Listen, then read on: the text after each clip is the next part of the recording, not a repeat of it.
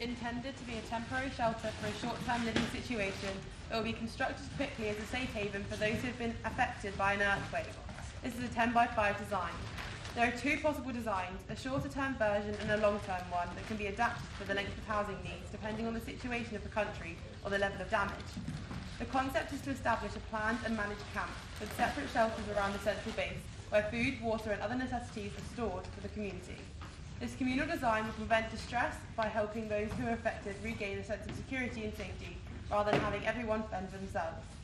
This managed camp will require tents, shelter kits and temporary shelters built from local construction materials.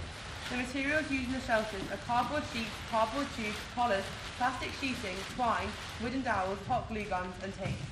Using locally available construction is also advised to contribute to the simplicity of ease of shipment. While the design of the shelter itself can also be folded and easily transported, the use of local materials means that this structure can be erected even if transportation is unavailable. The design of our temporary shelter is meant to house a family of 2 each. This allows for a space which is not too empty or lonely for individuals living alone. For larger units, the structures can be joined together by the sides to accommodate 4 people in a 10 by 10 foot radius. This is convenient because it's tailored to the situations of earthquakes where members of families may go missing or be rescued later on.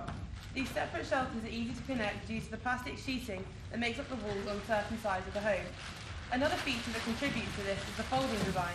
The cross-joint build allows the entire structure to collapse vertically for easy transportation and to be put up again by unfolding it. And because some of the walls are made from plastic tarp, it does not require much deconstruction. The design also takes into consideration for climate and topography. The roof of the building is made up from tarp and connects directly to the walls. This allows rainfall to drain smoothly downward without pooling and getting into cracks.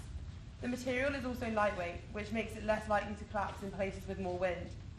And as an individual piece, there won't be any displaced shingles or part falling off. The topography of the building is adjustable in height and width. It can be made to accommodate tight spaces or shorter heights by changing how far the cardboard tubes pull apart at their cross joints, fitting into the uneven spaces that may be in the aftermath of the effects of the earthquake.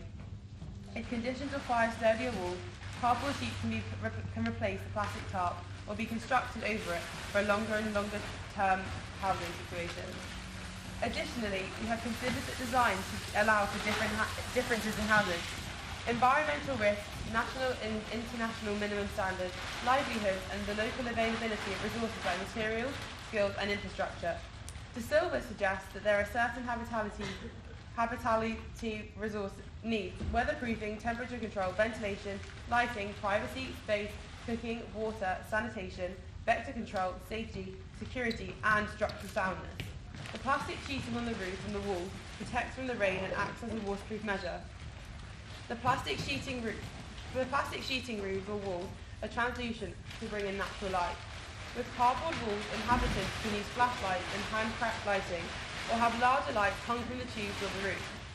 The addition of the replacement of the plastic sheeting walls with cardboard can help hold in heat for temperature changes during the colder seasons, promoting durability and also a sense of privacy and safety if necessary. For 2 connected shelters, the plastic walls between the separate rooms can add to the privacy. The individual rooms can also act as different spaces for various needs, like storage and bedrooms in a normal house.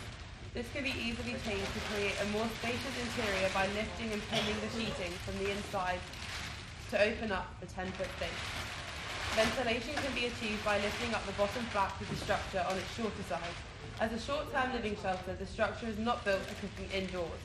There can only be emergency stoves or generators inside, as the idea is that food will be given to them outside of the shelter from the central base of the community. The main building also will hold a restroom, so there is no need for them inside the individual shelter. Since there is minimal food in the shelters themselves, this helps with vector control and keeping rodents away from the sleeping area.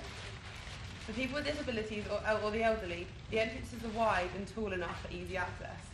For construction, the tubes of the cross structure come pre-joined. The crosses are secured with the collars and joints, and string determines the maximum width of the building unfolds out to. Once these sections are erected, 2 bottom poles connect them to each other from each of the longer sides. The tubes connecting the tops of the shelter are then joined to form the base of the roof. When the outline stands up, 2 cardboard walls are raised and taped to the foundation. The plastic tarp is taped to the top of the beam, of the roof and pulled down the length of the side of the bottom, where it's secured. Adjustments may be made to combine the shelters or replace the plastic tarpaulin with sturdier cardboard.